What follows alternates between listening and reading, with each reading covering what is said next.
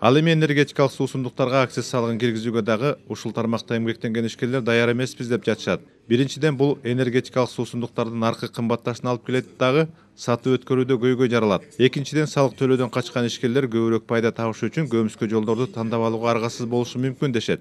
В других странах Евразиялык экономикалык биримдиктин башка өлкөлөрүндө гана эмес, постсоветтик өлкөлөрдүн эч биринде азырынча энергетикалык суусундуктарга акциз салыгы кирген жок. Эми кандай натыйжа бериши мүмкүн? Биздеги продукция коңшу өлкөлөргө караганда 2 эсе кымбат болуп калат. Бул дароо эле көмүскө экономиканын көбөйүшүнө шарт түзөт. Ал жактан арзан, бирок көмүскө жол менен ташылып келип саткандар көбөйөт. Демек, акциздерди киргизүүнүн канчалык зарылчылыгы бар, өзүн актайбы деп ойлонушубуз керек. Салык төлөмдөрүнө кандай таасир тийгизерин да билбейбиз. Мурда алкоголь аз болгон суусундуктарга, мисалы Ягуар сыяктуу ичимдиктерге акциз киргенде, бул тескери таасир берген. Ушул тармактагы рынок токтоп, салык дагы түшпөй калды. Көмүскө жол менен иштегенге кетишти. Ошондуктан акциз салыгын кийинкиге калтырып, ЕАЭстин мамлекеттериндеги кырдаалга баам салып, жагдай кандай жакка өзгөрөрүн күтө турганыбыз туура деп ойлойм.